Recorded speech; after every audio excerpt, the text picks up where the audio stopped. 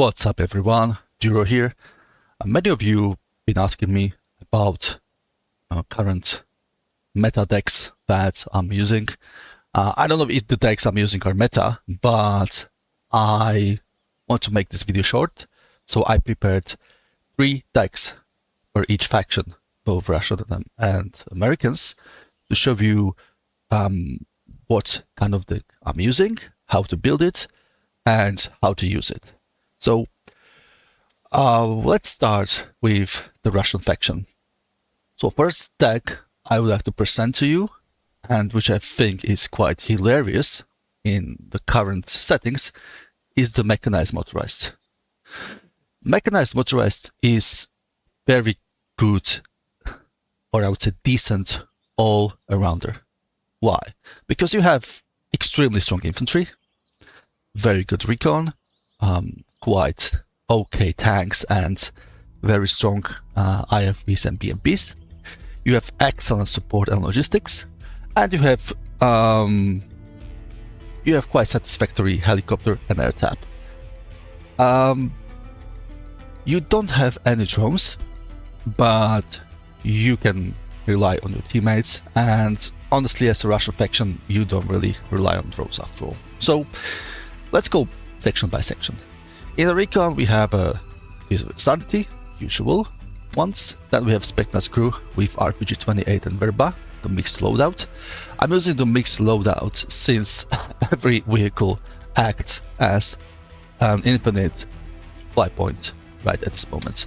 And even if the supplies will be limited, you will still be able to replace quite a lot of the RPG-28s or Verbas, because they are not really expensive to replace and replenish. Then we have PRP-5K just for the recon, best on the flank. We have Korzar and Kozlik. Only one Kozlik I could fit. I usually try to early game to make my opponent nervous by rushing him. Then the infantry, we have the SSO and Engineer Sturmoviki for the frontline combat. Then we have Moto Pekota, which is excellent at supporting of the CQC stuff. They have SVD, PKP and RPG. Then we have Ognomechiki, which are very good for 50 points.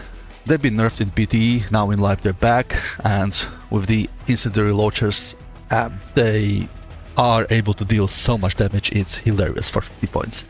But just make sure that they are not tanking the damage. Put the Moto Pekota or RPG-21 in front of them, so they will be tanking the damage, and Ognomechiki will not be taking it, so they can fire and waste all the 8 missiles. Then we have a Vampire, PTO Metis, and a Cornet for long range. This deck is very universal, so you can basically play any part of the map. You can play the front line, you can play the flank, you can customize it even further. I decided to build it all around like this. Let's not also forget that in an infantry section we have our vehicles, the K-17 Boomerang, fully upgraded, the BMP-3, just with the armor upgrade, BTR-82AT, fully upgraded, and additional BMP-3s. In the tank sections we are a bit limited, but we're still able to fit quite a lot of nice stuff. So we have the T-72B3M. I decided to bring it without the APS, because I don't think the APS helped that much. Although if you feel like you can upgrade to the arena upgrade, but that's making it more expensive, so you have to remove something elsewhere. Then we have T-72B. These tanks are not supposed to fight other tanks, they're supposed to fight the infantry, either close range or as a fire support for your infantry. Then we have Chrysanthemas, excellent units. It shoots double missiles. Those missiles fly quite fast, so you are many times able to hit your opponent before he launches smoke. And a Meteorite. On the support tab we have the long range S300. This can one-shot enemy planes. Then we have a Panzirs, excellent dealer with enemy helicopter. We have a Malkas, which are Now, with the carbon rounds quite good, they are very precise. I highly recommend hunting down enemy AA, enemy RT, and you can also lace targets and kill any heavy tank with 2 shots. So use them in a double, and when they fire at once, they can kill any target. I don't think they're able to kill entrenched infantry. You still need a bit more shots, but I would recommend using it for just one-shot volley and then move away so you don't lose them. And we have the Tornado with the guided HE warheads. Again, you have ability to snipe high-value targets. I have also a bit more range than the Malkas.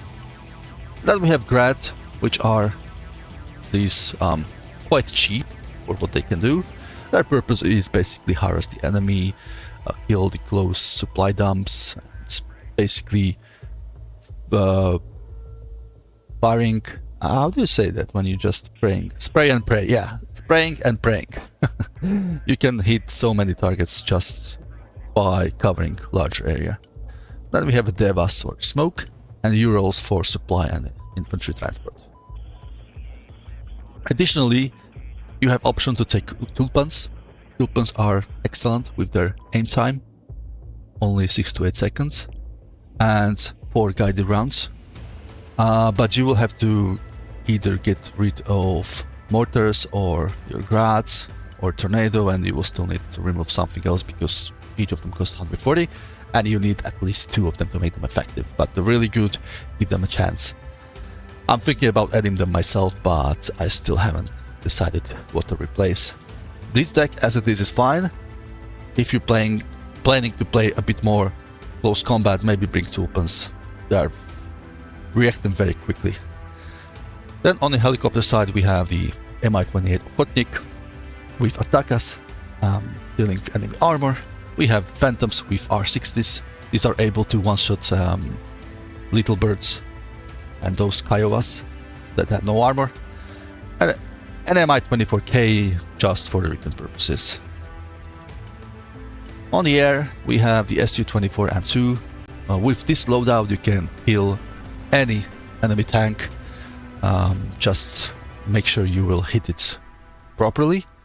Then we have a double seat and 1 fighter Su-27 SM. That's it. So this is the mechanized motorized, very good deck. And now let's go to another Russian deck, which I think is quite exceptional, and that's Guard Motorized. So Guards Motorized represent an upgrade in the vehicle section, and you also have interesting additional support options. So in the Recon tab you have the usual units we already seen in Motorized Mechanized. In Infantry tab we are placing Gwardiy Motostroki, which are very good at close range AT. There are not many units that have this kind of penetration and damage. And BMOTs. BMOTs, fully upgraded, are very survivable.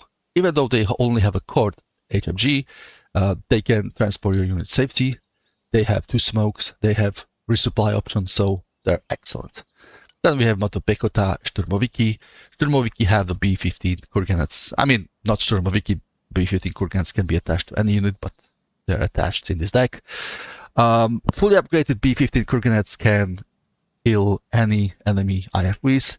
I call these a Bradley killer. Bradleys can't fight it because even if you have IPS on Bradley, Bradley shots only once. B-15 fire 2 missiles at once, and first will activate the APS, the second will kill it. If the second will not kill it, you have 57 mil. So it's an excellent. But don't go too close because it's a paper tiger. You have only 120 kinetic and heat armor, only 14 HP, so make sure you are having quite a good distance. Then in the vehicle tab, it's where this deck starts to shine. We have the good T90s, we have the 80s Trost. These are not supposed to fight enemy tanks, but you can try. However, they are dealing with the enemy vehicles and infantry that has javelins because we have the APS, so it's much easier to deal with them. Then we have the T15 Barbaris. I don't recommend the Kinjal module upgrade because it doesn't really give you much advantage. The 57 mil will still not pan enemy armor, and we have only 2 attackers. Rather use this boomerang module. You have 4 cornets, and you have 30 mil, which is still quite good against infantry and vehicles. And then we have a Terminator. Terminator is excellent coming close, and it can also use 4 attackers, which are like on Barbaris upgrade, but instead of 2, you got 4 of them. These attackers can be fired on the move, so Terminator can be used as an excellent ATGM launcher carrier on the move, but when you come to the close, you have AGS, you have double 30 mil, you have PKT, so just be careful. You don't have APS, you have only 2 smokes instead, so be careful when you're facing javelins. Each shot will take half of your HP. Alternatively, you can use the T90A with the upgrade. The upgrade is excellent in a way that when you compare to T80 Drost, you are paying 20 points less, but you have much more pen and 1 more HP and a bit more armor. However, you don't have the APS. You got only this countermeasure. I haven't found it very useful, but feel free to give it a try. Then in the support tab, we have the Buck M2, which can one-shot enemy planes because they have 20 damage. I don't recommend to upgrade to M3 because M3 decreased the damage to 19, so you have shoot enemy planes twice. Then we have a Thor. Thor is dealing with enemy chopper easily, left and right. And also, it quite easily shoot down enemy planes that happen to fly above you. If you're not satisfied with Buck, you can either replace it with S300, very good long range option. You can also upgrade, which will give it 4,000 meter range, 8,000 if you turn on the radar. However, it is quite expensive, so that might hurt if you lose it to seed or artillery. Alternatively, you can have both Book and S300, just you'll have to get rid of either one of your artillery cards, or you can get rid of the Ural and put one S300 instead. You will have to remove something else as well, because you will not have enough points just by removing Ural, but there are so many options to build it. You got the point. You can have extremely strong AA. I decided to have just Buck M2 and Thor. I found it to be quite enough, so the other cards can focus on heavy artillery and excellent logistics. We have the Tornado S, which I already introduced in the previous deck. We have the Grats, but we have 2 of them now. Very good at harassing enemy, making him rage. We have a Toast Buratino, and I'm not using the upgrade because the upgrade has the longer range, but only 24 missiles. The basic variant, the 1500 meters is enough. I don't need it to fire further. And you can either use a salvo of 30 missiles and basically kill anything in the area, or you can have 2 decent salvos of 15. That's how I use it. And we have Urals, both large and small one. Excellent logistic choices. In helicopter tab, we don't have many options, but we can have the Mi-28 anti-tank and Mi-24 Phantom. If you find yourself in a hard time dealing with enemy choppers, you can switch attackers to Iglas, but you have to remove upgrade in order to make it work.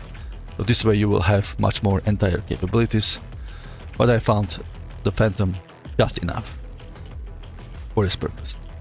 And in the air we have the one Su-24 for anti-tank purposes and Su-24 Seed. Both of these plays have been introduced in the previous deck. You have very limited air availability in the Guards Moto, but I still decided to bring 2 Seeds because at the current meta, the seed is extremely important. Your teammates will need seeding, And since the plane returns quite often, you can make a separate own seed runs during any phase of the game. Just make sure you're using both of them, so you can use 6 missiles, and it will help your team to suppress or shut down enemy AA. I don't bring any fighter, I don't think I really need it, so that's it.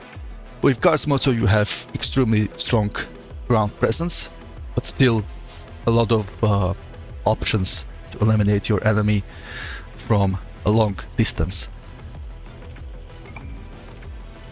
And the last one for Russian faction is DuroSVK. DuroSVK gives you a bit more versatility in air and helicopters, and you have still quite strong infantry and very decent armor. So in the recon we can finally use the drone, we have the VDV Snipery, we have the VDV Spetsnaz. I use these guys in a triple. I put 3 VDV Spetsnaz in BTR and DM Skrzhet. They have 3 RPG, they will basically fire 3 long-range RPGs. You will have 6 very good SVDKs, which are marksman rifles, and you will still have a decent standoff option. This is one of the most cost-effective standoff unit in entire game, let's put it that way. And you still have a laser capability, so in case you're using Koalicja with guided rounds, you can really utilize them along with the Snipery or RPG, or even Orion can laser guide. So make sure you will utilize the ability of long-range laser munition on Koalicja. You will have plenty of options to mark your targets. Then we have DuroSVK. Use these guys in doubles, and I will combine them with the VDV Sturm. They're both 5-man teams. DuroSVK are excellent at the AT, although they have a short range, so make sure using them only in a close combat. And we have VDV Sturm, which have these thermobaric rockets. Then in infantry, we have the Kordat M, Burbas, also Szturmowiki, Desantniki, and VDV Metis. In case of vehicles, we're using BMOT, which I already introduced, the P15, which I already also introduced, fully upgraded, and the Skrzhet. The Skrzhet has 15 seats, so you have a lot of options how to load it. You can either load it fully with VDV Sturm, but I highly recommend using fully load of VDV Spetsnaz, and then you keep bringing DuroSVK with VDV Sturm in any way how you would like. Then we also have a KAMAZ in support section, very good for transporting your infantry. So these guys can be loaded with either Szturmowiki or VDV Metis or any of these previous ones. And you can also bring a bit of supply. The vehicle is fast and cheap, so that's good. In the tank tab, we have the usual stuff. I haven't changed this approach, paying same units as in Guards Motorized. This build works for me, so no reason to change it. In the support tab, you have to rely now on Buck M2. You don't have any longer range AA, but you still have the Tor M2, which is excellent. If you don't like Buck, just use Tors. Bring 4 of them, I don't know. This is also the way, but you will struggle a bit against the planes, but you can still kill them. Yeah, 4,400 meters in case you turn on the radar. And we have the Koalicja, quite good, one of the better artillery units on the Russian side. The NTSM just for supplies, although it's slow. The KAMAZ, which I already introduced. We have a Buratino, but only one will be fitted into this deck due to point limitation. And we have Mortar for smoke. And in the helicopter tab, We have the Mi-28 with Elmors. These can be extremely annoying. They are a top attack and quite fast flying, fast firing. Very annoying. They can target infantry, they can target vehicles, they can target tanks, but they're quite pricey, so make sure you don't fly too far away so the enemy shot doesn't catch you in the skies. Then we have the alligators with the Eagles and also some S8 rockets so they can provide some fire support. And we have Zelenius, 2 transport choppers. You can alternatively break 24 MPs if you want, or you can use one Mi-26 Korova. I use it this way, but there are many options. And in the air tab we have the cheapest possible Su-35 with the long range capability. So for 260 points you can try to deny enemy air, you can harass your enemy if he is seeding, for example. I find it's very useful in shooting down prowlers or F-16 CJs, but don't go into the close air-to-air combat, or don't go any further than you should, because you don't have a lot of ECM in this cheap version, so we can get easily shut down. And Su-34 has 2 rows. It's a seed with 2 seed missiles and FAB 3000. This FAB 3000 is excellent mini nuke. If you see that enemy combined a lot of forces and gather them in single point, you can eliminate them with one pass. I also brought ECM because it gives you additional 15%, and combined with flares, you can make this plane quite survivable. And that's also why I'm bringing the anti-radiation missiles. Without anti-radiation missiles, they would be shot down very easily even before they fly above the target. I would not really change this build. I think this is quite versatile, and I recommend using this deck on the flank or close to the front line. We have another version of the Gars VDV. This is the one I want to share with you as well, the CQC. The difference is that the VDV Spetsnaz have the thermobaric launcher and the CQC loadout. And we also have Quarty Motostroki, which are excellent at AT capability. But everything else is the same, so basically you are just bringing more close range infantry dealing with enemy infantry. Very good at fighting enemy in the forest area or dense urban environment. Okay, so that's it for the Russian faction. Now let's go to the US. The first deck I want to share with you is none other than the Armored SF. Armored SF is quite versatile. I use it for the fight on the front line, and I build it around that, but you can also build it in a different way. You can play on the flank if you want. I don't recommend using it on the flank just because there are much better choices for a flank fight. But I'm not saying it's bad on the flank, I'm just saying that if you want to play on the flank, you should play Striker SOF, which we'll also show later. But we got the Sentinel, the Ranger Snipers, and the Cavalry Scouts. The current meta is bringing this fully upgraded Recon Bradley with the ATGM, loaded with Cavalry Scouts. When you reach enemy tank or APC with APS, you will just unload, and either of the missile, either Javelin or TOW2, one of them will activate the APS and the other will deal the full damage. If the enemy doesn't smoke, you can kill him very easily. You can deal with any, even the most expensive APS equipped tank in a game. So keep that in mind. The Bradley is fully upgraded, so it has 17 HP. This way it cannot be two-shotted like the other IFVs.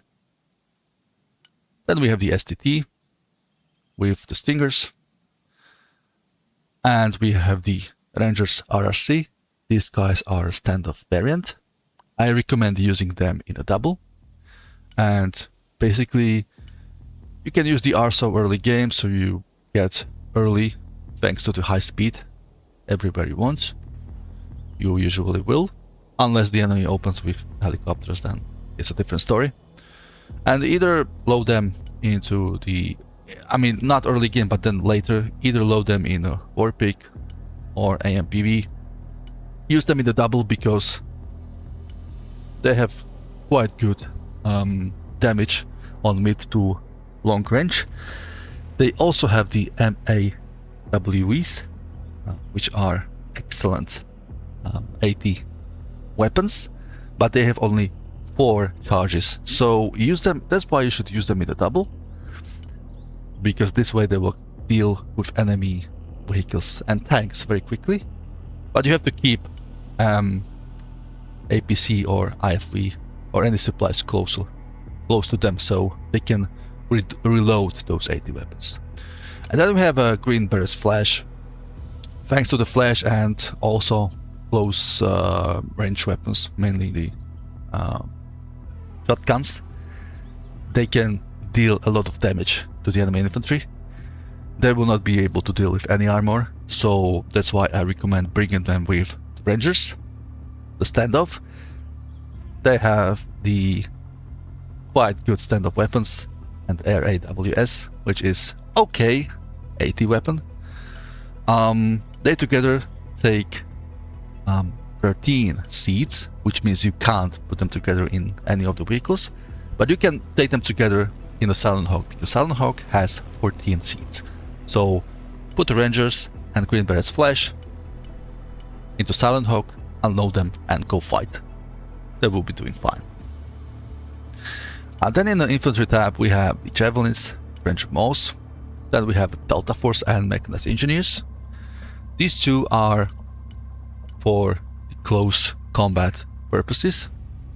Then we have the Bradley with anti-infantry BLAAM, but this can also be used against lightly skinned vehicles quite effectively.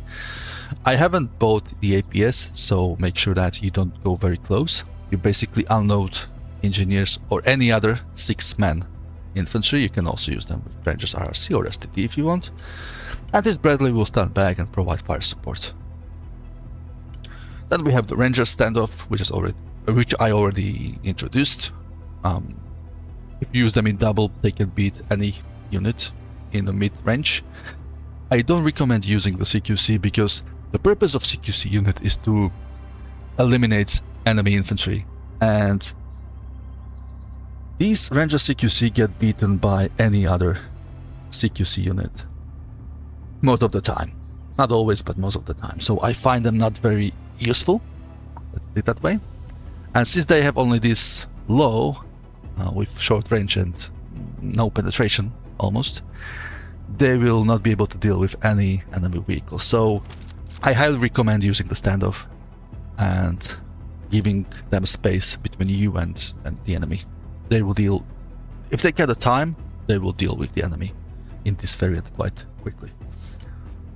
And then I put 2 mechanized rifle elements for the sole purpose of the ability to bring AMPV. I switched to Javelin version. I used to bring it without, but I just found those Javelins to be performing a bit better recently, so I'm giving them a chance. But there will be nothing wrong with bringing only Bushmaster 2. It's cheaper by 30 points. And then we on vehicles we have the SEP V2.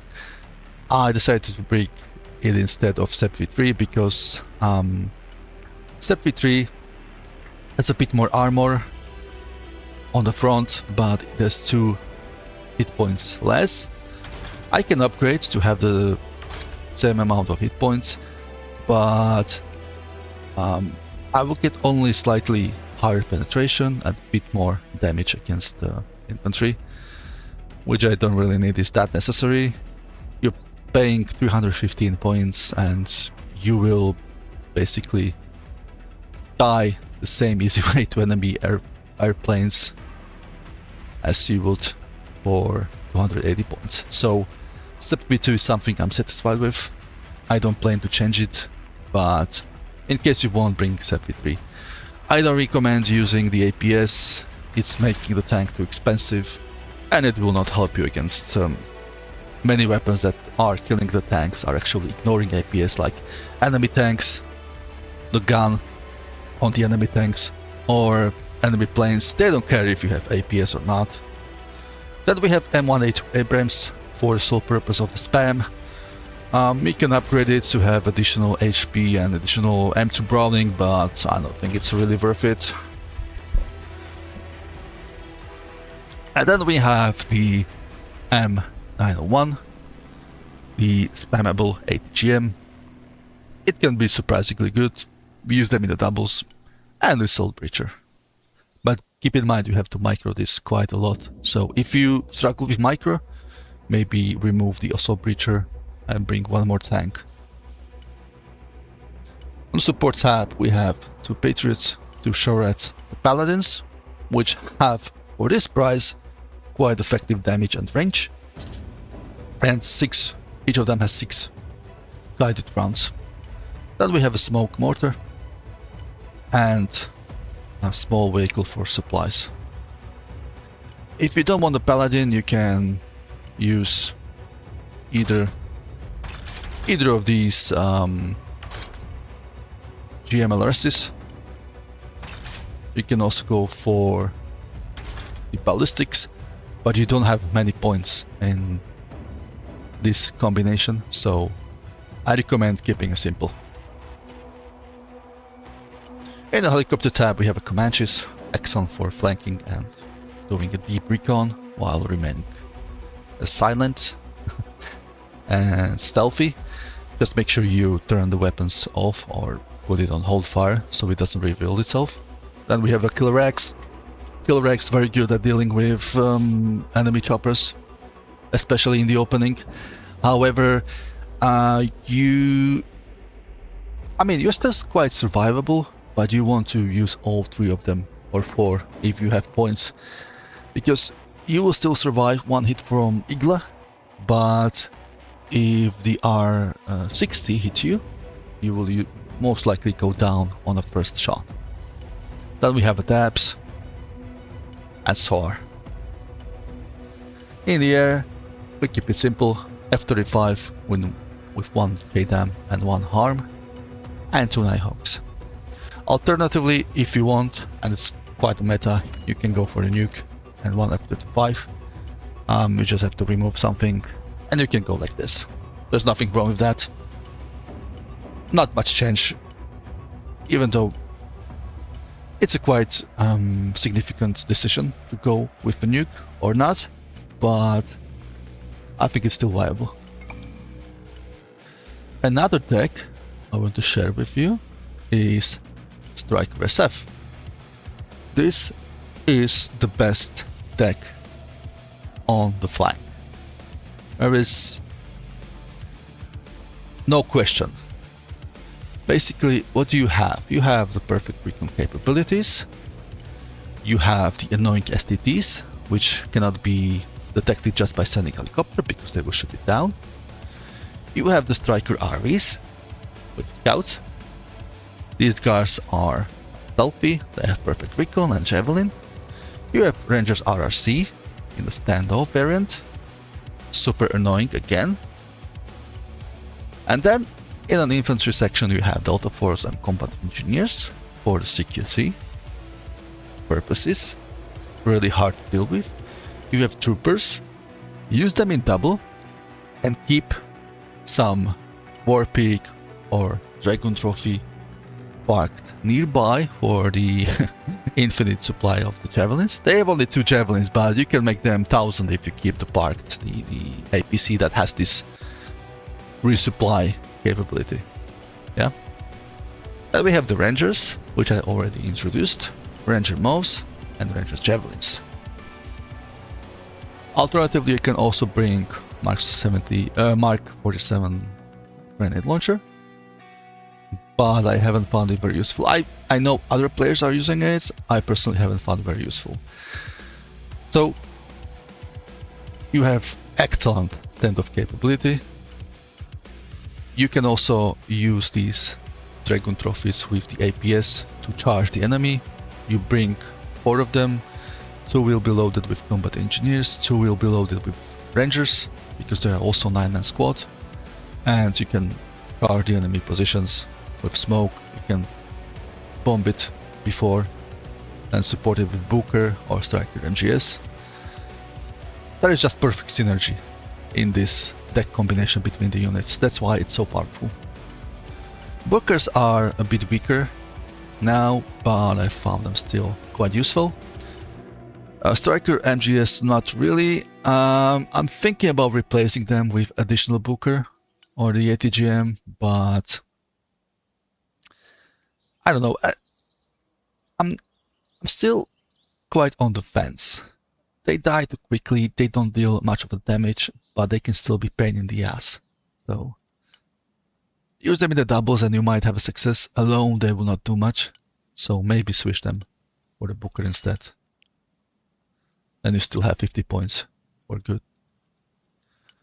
In the support tab we don't have many points, so we have only one Pack 3 MSC with 8 missiles, one Striker Short with the Fletcher and Stinger. I'm trying it with this APKWS, so I haven't found it immortal to enemy seed, but it's quite good to use in a combination with Pack 3. That's why I have only one of both of these, because you park Pack 3 behind, turn on the radar, you put Striker Shorat in front of it, turn on the radar, and you should be able to intercept most of the enemy missiles. But be aware, it's not invincible, and you still have to move and dodge enemy arty. And then we have the Centurion CRAM, excellent option for tearing down Russian choppers. We have a HIMARS because we need some artillery. I'm using the high explosive warheads. We have the Hamits for bringing both infantry and supplies. Keep in mind that Hamid has 27 seats, so you can basically put 3 of these larger squads, Rangers, Troopers, Combat Engineers inside. Very useful, but don't go very close because it gets blown up very easily. And then we have these excellent trucks, which cost only 40 points but can bring 15,000 supplies. So we have excellent logistics, although I wish we would have more points in support tab so we can be much better. In helicopters we have the Comanches. I already explained how to use them in the previous deck. Same for Killer X.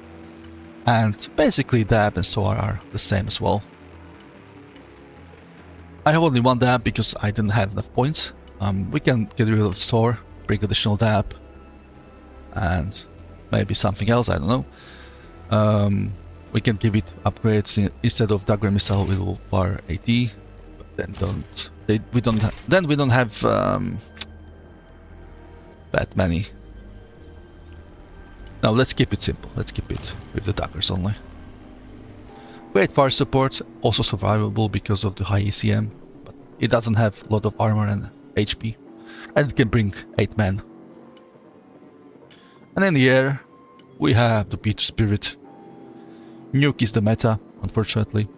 I don't make the rules, it's how it is. You better want to bring that B2 if you have it in your deck with the nuke. Then we have Double CJ, the best seed aircraft in the game as of now. And F-35. F-35 can deal with any target, and you're able to laze it. And we also have the harms. I'm thinking about removing harm and instead bringing another JDAM, so because we already have a seat, so we can use this with 2 bombs instead. But like I said, if you laze the enemy target, and you should be able to, you are fine with having just 1 JDAM. But in case you want to strike 2 targets without lazing, let's say, then you want to go with this option. Alternatively, you can remove B2 Spirit, you can bring Vipers with 4 additional JDAMs, you can bring F-22 Raptor, which is excellent at air combat, but My AA is quite decent, and I'm also playing on the flank, so on the flank you don't really need that much of stamps, so you should be fine with this build. And the last deck I want to show you is the Marine Special Forces, and it's focusing on CQC battle.